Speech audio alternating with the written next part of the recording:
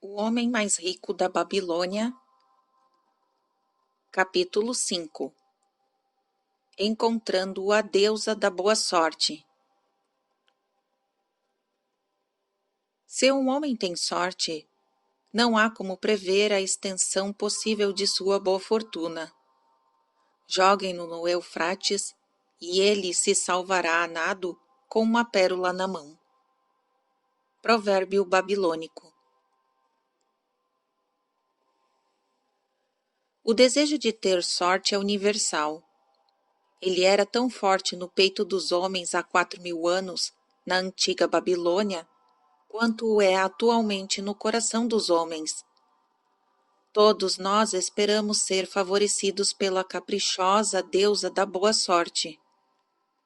Há alguma maneira de encontrá-la e atrair não apenas a sua atenção favorável, mas também seus generosos favores? Há alguma maneira de atrair a boa sorte? Era exatamente isso que os homens antigos, habitantes da Babilônia, queriam saber.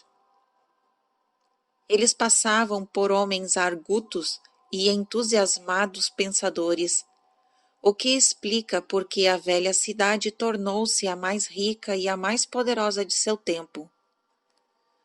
Nessa época distante, não havia escolas nem colégios. Possuíam, entretanto, um centro de aprendizado, uma verdadeira escola prática. Entre os prédios guarnecidos de torres da Babilônia, havia pelo menos um que emulava em importância com o Palácio do Rei, os jardins suspensos e os templos dos deuses. Os livros de história quase não o mencionam, embora tivesse exercido uma poderosa influência sobre o pensamento daquele tempo. Tal prédio era o Templo do Saber, onde os conhecimentos do passado eram apresentados por professores voluntários e onde assuntos de interesse popular eram debatidos em reuniões abertas. Dentro de suas paredes, todos os homens se encontravam como iguais. O mais humilde dos escravos podia discutir sem medo de represálias as opiniões de um príncipe da casa real. Entre os muitos que frequentavam o Templo do Saber, havia um sábio chamado Arcade, o homem mais rico da Babilônia.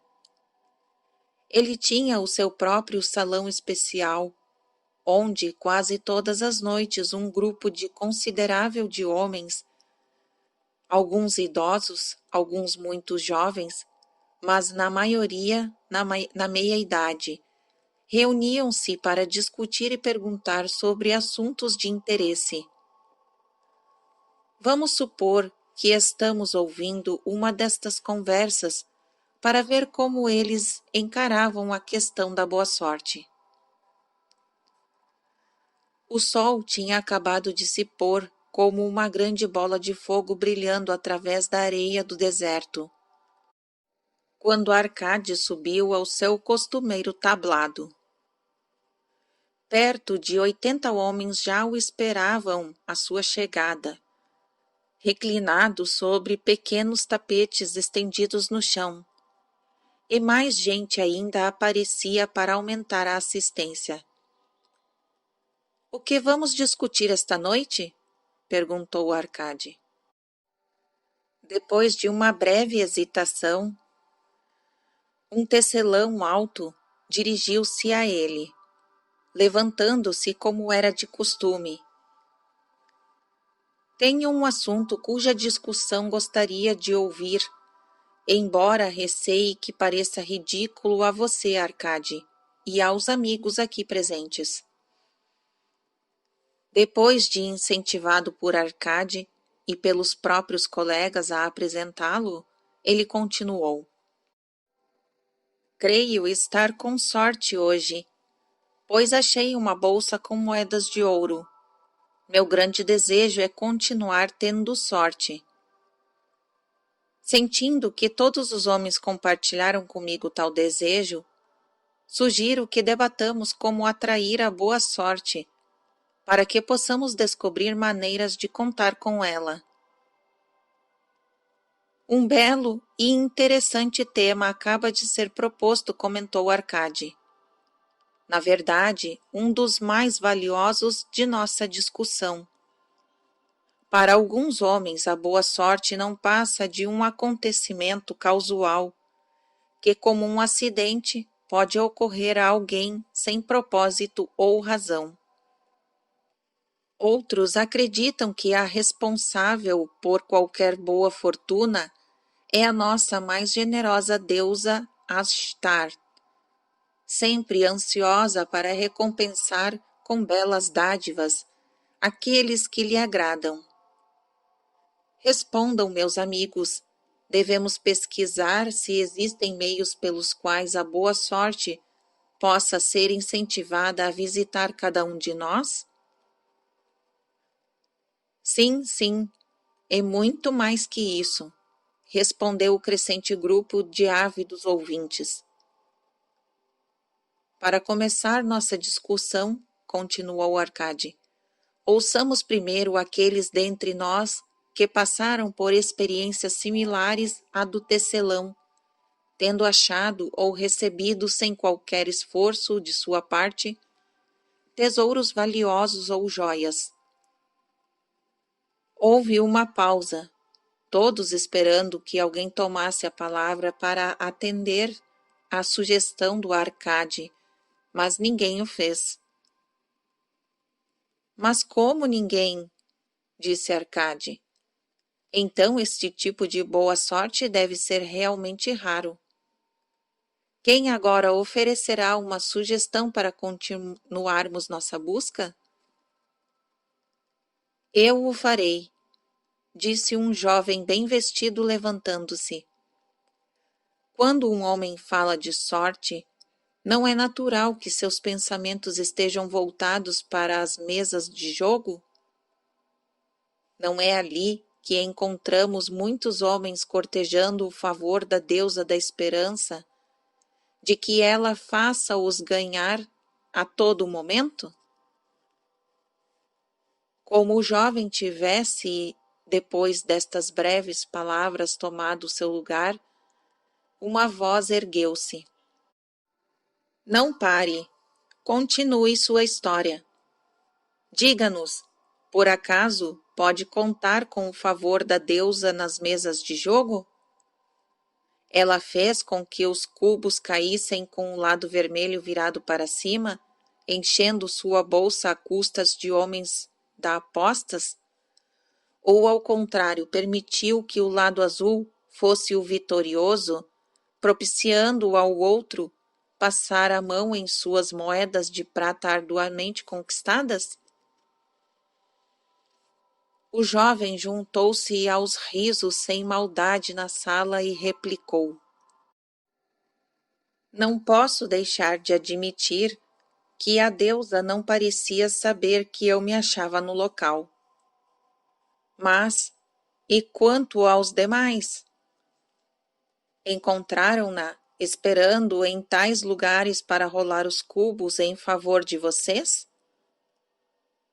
Estávamos ávidos para ouvir tanto quanto para aprender. Um sábio começo, atalhou Arcade. Achamo-nos aqui para considerar todos os lados de cada questão. Ignorar as mesas de jogo seria fechar aos olhos um instinto comum a muitos homens que gostam de tentar a sorte, apostando uma pequena soma de dinheiro na esperança de conseguir somas bem maiores. Isso me traz à lembrança as corridas de ainda ontem, gritou um ouvinte. Se a deusa frequenta as mesas de jogos, certamente não desdenha das corridas, onde carros de guerra dourados e cavalos espumantes oferecem muito mais excitação. Conte-nos honestamente, Arcade. Foi ela quem lhe soprou que deveria apostar naqueles cavalos cinza de Ninive? Eu estava de pé, bem ao seu lado, e mal pude acreditar em meus olhos quando o ouvi apostando neles. Você sabe tão bem quanto nós que nenhuma parelha em toda a Síria pode competir com os nossos amados baios numa bela corrida. A deusa por acaso soprou em seus ouvidos que optasse nos cavalos cinza, porque na última volta o preto, que corria por dentro, tropeçaria atrapalhando de tal modo nossos rapazes, que os cavalos de Ninive acabariam ganhando o páreo numa vitória inesperada. Arcade sorriu indulgentemente devido ao gracejo. Que motivo temos para pensar que a boa deusa se ocuparia das apostas de um homem num cavalo de corrida? Para mim, ela é uma deusa de amor e dignidade, cujo prazer consiste em ajudar os necessitados e recompensar aqueles que fizeram por onde merecer. Espero encontrá-la nas mesas de jogos ou nas corridas em que os homens perdem mais do que ganham. Mas nos lugares onde as ações humanas têm mais valor, são mais dignas de recompensa. No cultivo da terra, nas relações comerciais honestas, em qualquer ocupação humana, há oportunidades de lucros decorrentes do esforço pessoal e de negócios bem realizados. Naturalmente, nem sempre o indivíduo será recompensado, porque às vezes seu juízo pode falhar, tanto quanto, em outras ocasiões, os ventos com mau tempo podem acarretar o malogro de todos os seus esforços. Mas, se persistir, poderá contar com bons lucros no futuro. Isso acontece porque as chances de lucro estão sempre a seu favor. Mas quando o homem joga apostando, a situação se inverte, pois as possibilidades de lucro acham-se frequentemente contra ele e a favor daquele que dirige a banca. O jogo sempre beneficia este último. Faça parte do negócio que ele tenha direito a uma porcentagem sobre as quantias apostadas. Poucos jogadores percebem como são certos os lucros do dono da banca e como são incertas suas próprias chances de vencer. Consideremos como exemplo as apostas feitas no jogo de cubos. Toda vez que o cubo é lançado, nós apostamos no lado que cairá virado para cima. Se der vermelho, o dono da banca tem de nos pagar 4 vezes o valor de nossa aposta. Se der, entretanto, qualquer outro dos 5 lados restantes, perderemos. Assim, em cada jogada, contamos com 5 chances de perder, mas uma vez que o vermelho paga 4 por 1, temos 4 chances de vencer. Numa única noite de jogo, o dono da banca pode contar com lucros certos no valor de 1/5 de todas as apostas feitas. Pode um homem esperar vencer, senão ocasionalmente contra vantagens arranjadas de tal modo que, pelo simples fato dele entrar numa casa de jogo, já o despojam de 1/5 de suas apostas? Mas há casos em que alguns homens conseguem ganhar somas bastante altas. Arriscou um dos ouvintes. Certamente, continuou Arcade. Percebendo isso, pergunto-me se o dinheiro conseguido desta maneira traz um valor permanente àqueles que têm sorte. Entre meus conhecidos se acham muitos dos mais exitosos homens da Babilônia, mas sinto-me incapaz de apontar um único que tenha começado a triunfar a partir de uma fonte como esta. Todos vocês aqui reunidos esta noite conhecem muitos dos nossos abastados cidadãos.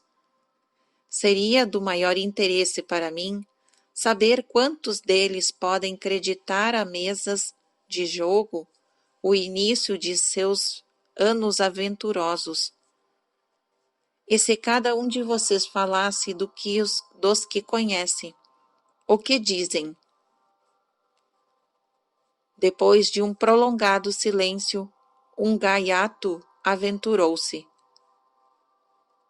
Sua pergunta inclui dos donos da banca?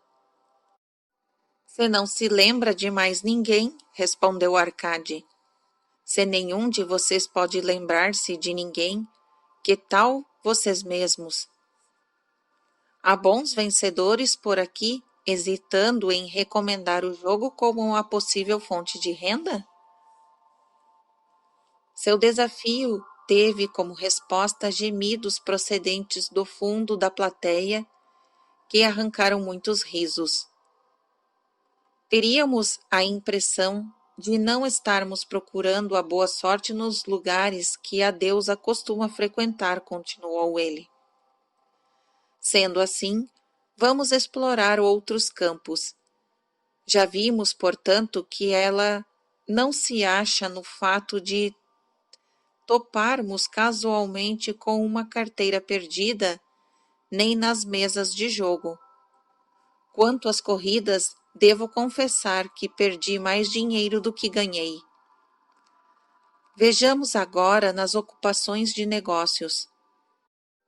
Não é natural que, em seguida a uma vantajosa transação, consideremos isso não como um belo lance da sorte, mas como uma justa recompensa pelos nossos esforços?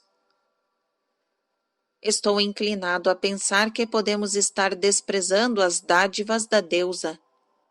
Talvez ela realmente nos assista quando não apreciamos sua generosidade.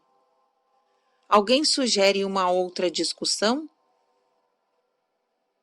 Um comerciante idoso levantou-se, repuxando sua elegante vestimenta branca. Com a permissão de vocês, honrado Arcade e caros amigos, ofereço uma sugestão. Se, como você disse, devemos acreditar em nossa própria habilidade e capacidade para o êxito de nossos negócios, por que não considerar os sucessos que estivemos a ponto de obter, mas que nos escaparam, situações que teriam sido mais lucrativas? Elas teriam sido um raro exemplo de boa sorte se realmente tivesse ocorrido. Como não se concretizaram, não podemos considerá-las como nossa justa recompensa.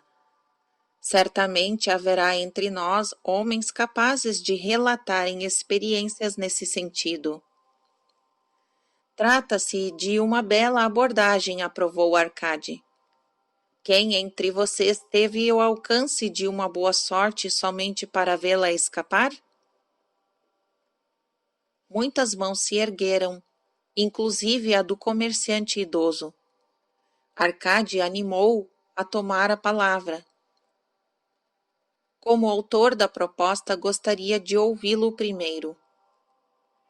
Contarei de bom grado a vocês uma história, disse ele, que ilustra como a boa sorte pode chegar tão perto de um homem e quão cegamente pode ele permitir que ela escape, trazendo perda e remorso. Há muitos anos, quando ainda era jovem, recém-casado e no começo de uma promissora carreira, meu pai me procurou e insistiu energeticamente comigo para que eu participasse de um determinado investimento. O filho de um de seus amigos tivera conhecimento de um pedaço de terra estéril, não muito além das muralhas da cidade.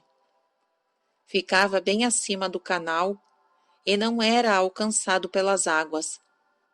O filho do amigo de meu pai arquitetou um plano para comprar essas terras, construir 3 grandes rodas da água que pudessem ser movidas por bois e desta maneira trazer até ali a água necessária. Depois, dividiria a terra em pequenos lotes e buscaria compradores entre os residentes da cidade. Mas ele não tinha dinheiro suficiente para levar a cabo um empreendimento desses. Tal como eu, era jovem e contava com vencimentos apenas satisfatórios. Seu pai, como o meu, tinha uma grande família e poucos recursos. Por isso resolveu ajudar o filho, tentando convencer um grupo de cidadãos a entrar na empresa com ele. Seria um grande grupo de 12 pessoas, cada uma das quais se comprometeria a dar 1/10 de seus ganhos para o empreendimento, até que a terra estivesse em condições de ser vendida. Cada qual então participaria dos lucros obtidos proporcionalmente ao que tivessem empenhado no investimento. Você, meu filho, disse-me meu pai, acha-se agora na juventude.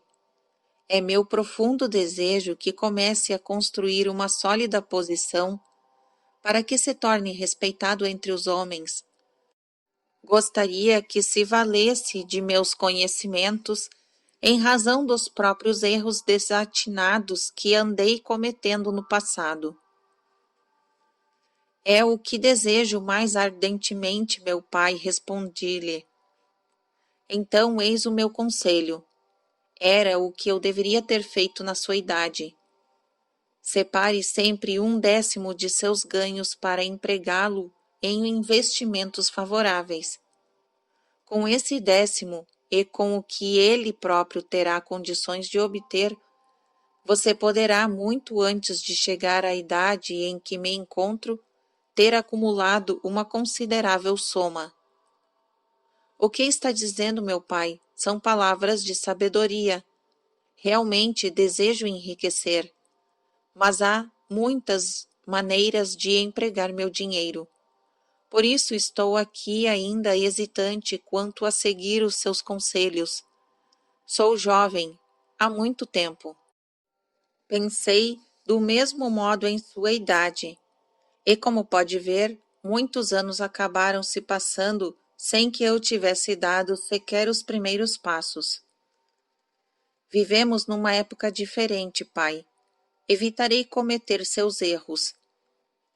A oportunidade se apresenta diante de você, meu filho, e está oferecendo uma chance que pode levá-lo à riqueza. Imploro-lhe, não adie as coisas. Procure amanhã mesmo o filho de meu amigo e combine com ele pagar 10% de seus ganhos para esse investimento. Sim, vá amanhã mesmo. A oportunidade não espera por ninguém. Hoje está aqui, amanhã já não sabemos mais. Por isso não perca tempo. Apesar dos conselhos de meu pai, hesitei. Tinham acabado de chegar à cidade, trazidas por mercadores vindo do leste, roupas tão refinadas que e a minha boa esposa logo pensamos em comprar.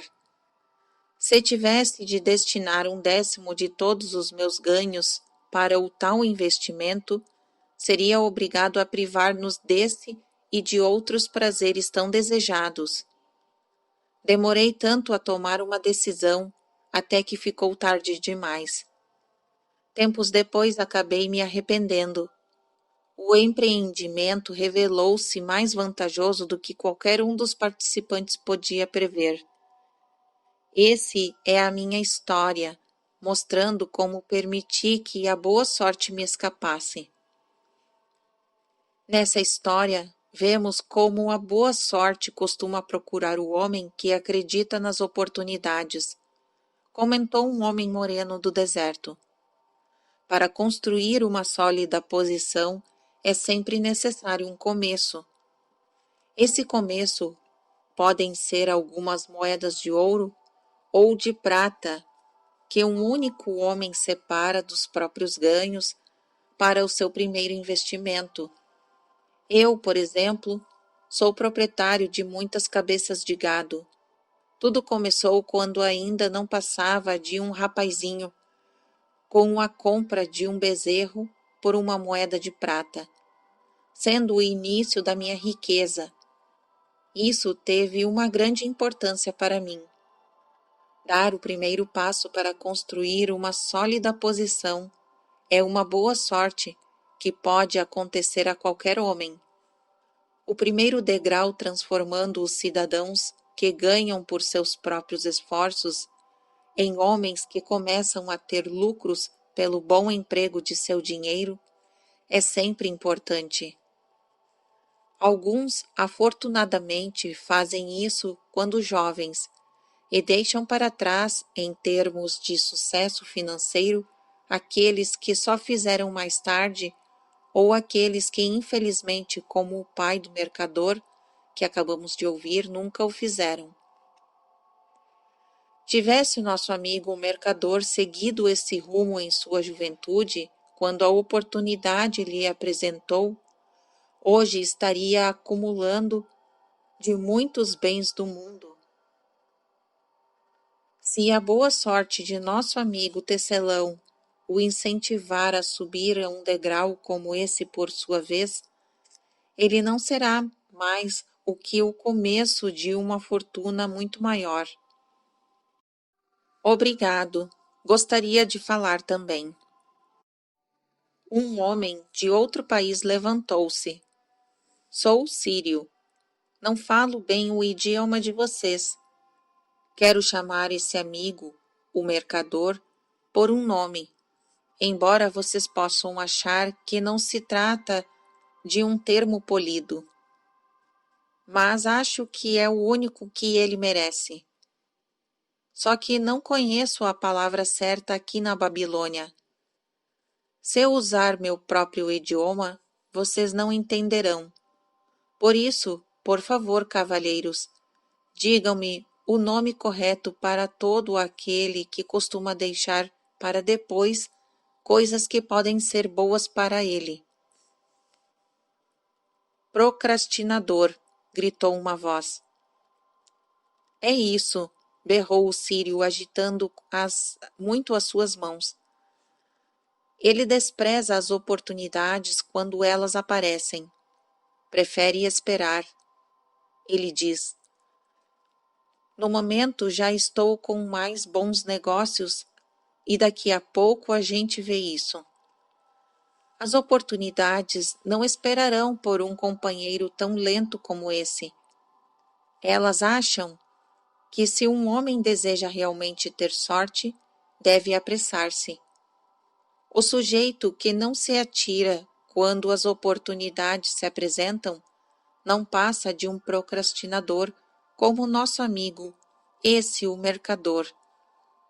O mercador levantou-se, curvando-se logo em seguida, respeitosamente em resposta ao riso do geral. Tem toda a minha admiração, estrangeiro, dentro de nossos portões, por não hesitar em falar a verdade. Ouçamos agora uma outra história sobre oportunidades, atalhou Arcade. Quem poderia falar agora?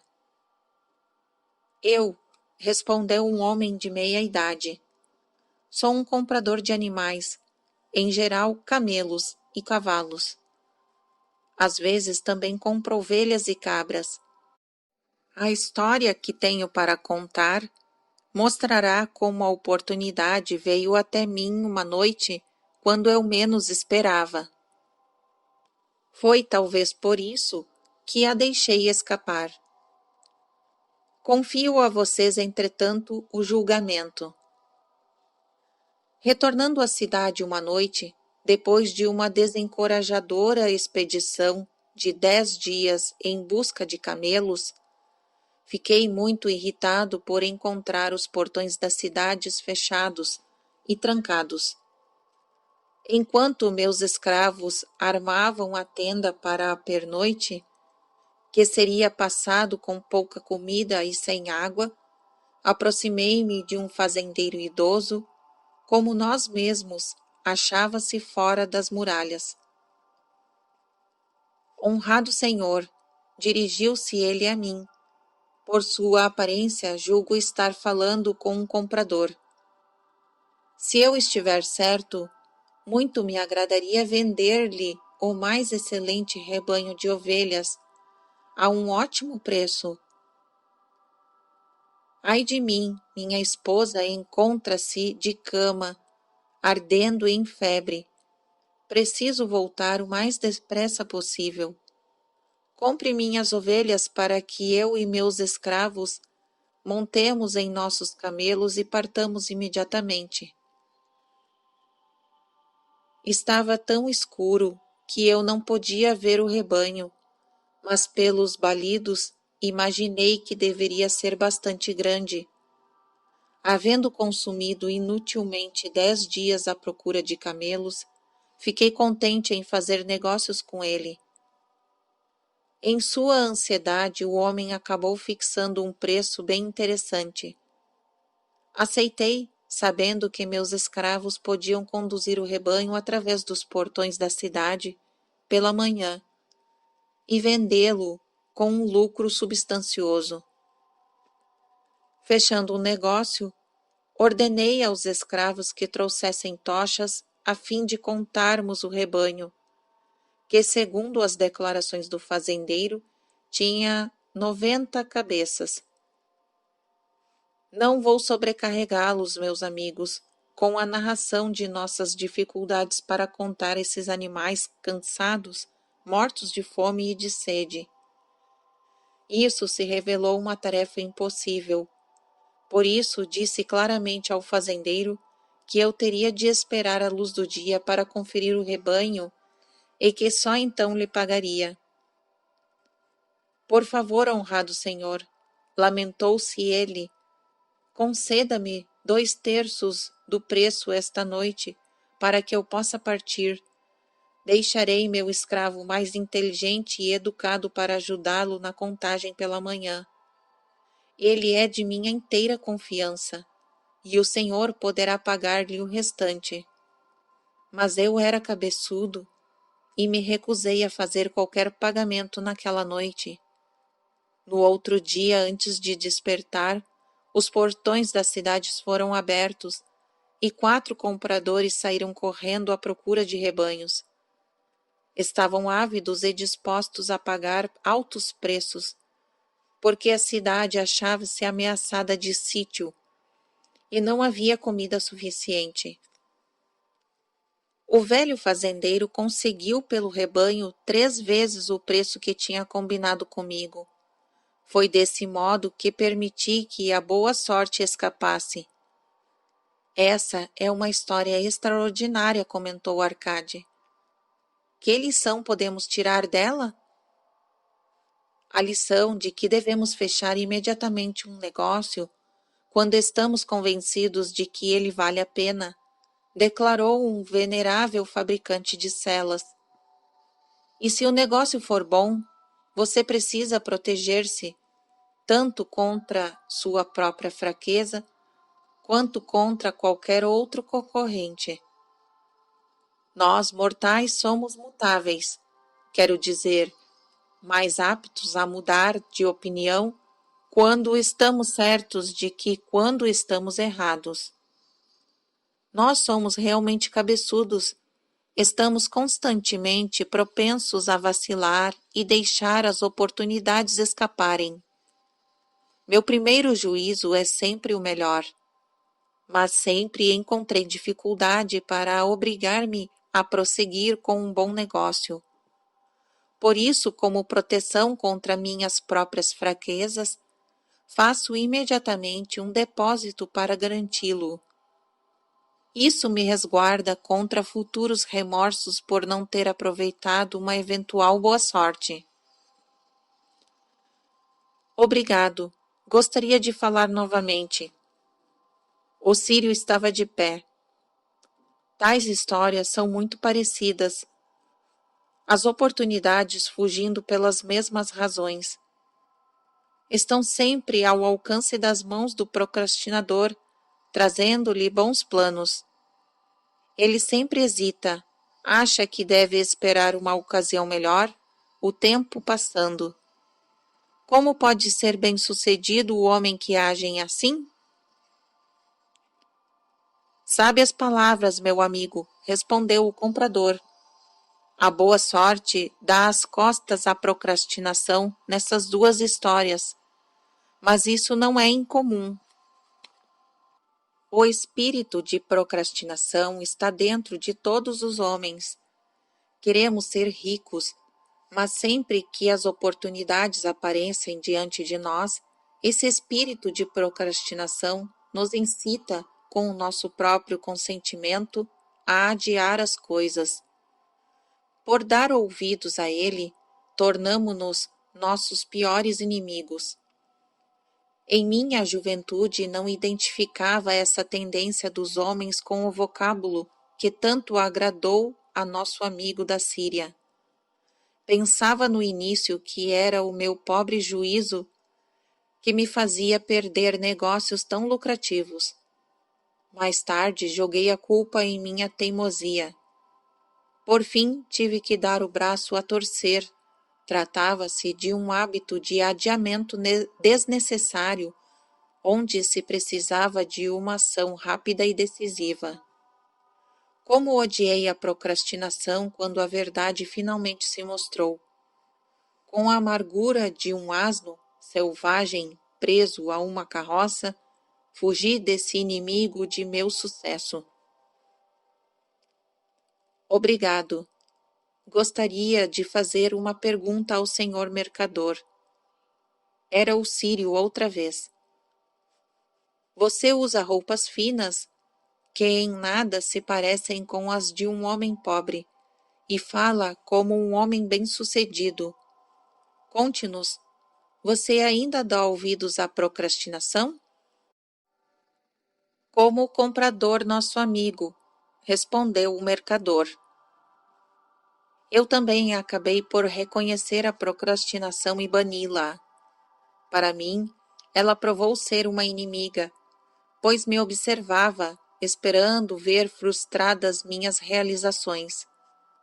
A história que contei é apenas uma entre muitos exemplos similares que poderiam ser citados para mostrar como isso me desviou de minhas oportunidades. Depois que compreendemos, não é difícil superar tal coisa. Nenhum homem permite voluntariamente que o ladrão roube suas sacas de cereais. Tampouco permite voluntariamente que um inimigo seduza seus clientes e roube seus lucros. Quando uma vez percebi que meu inimigo estava praticando ações como essas, subjuguei-o com determinação. Assim, todo homem deve dominar seu próprio espírito de procrastinação, se quiser participar dos riscos tesouros da Babilônia.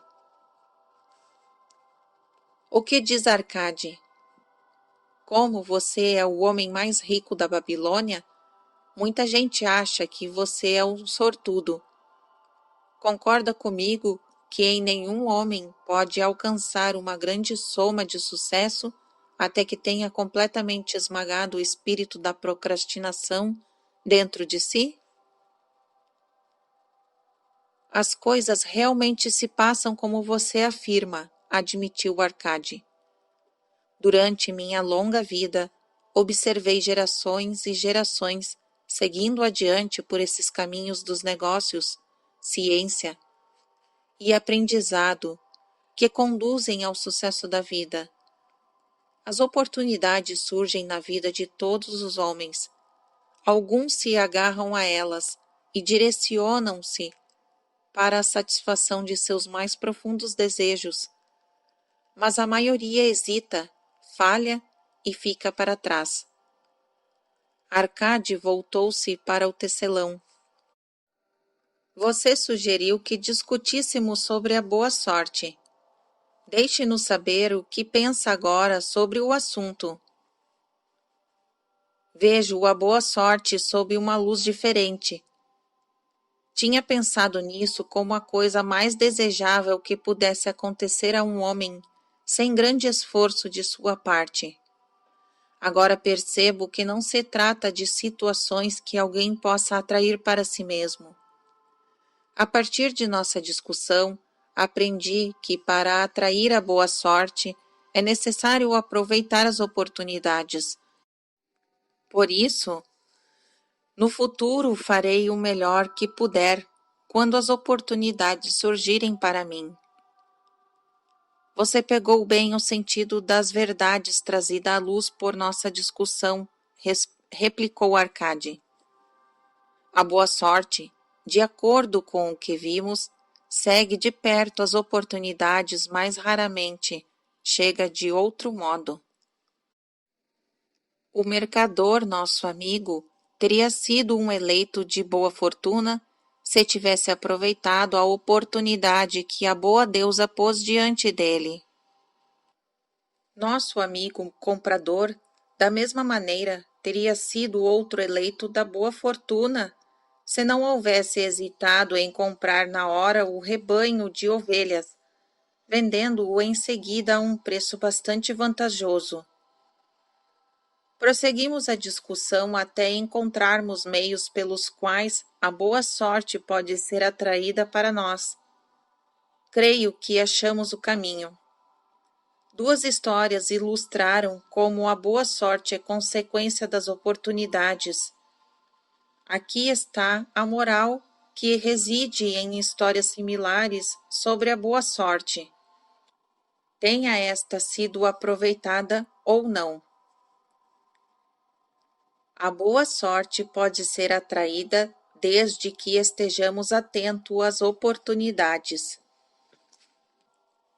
Aqueles que se encontram ávidos por aproveitar as oportunidades para o seu próprio êxito atraem o interesse da boa deusa. Ela está sempre ansiosa para ajudar aqueles que lhe agradam. E os homens de ação são os que mais conseguem isso. A ação os conduzirá ao encontro do sucesso que vocês tanto desejam. Os homens de ação são favorecidos pelo bom uso da boa sorte.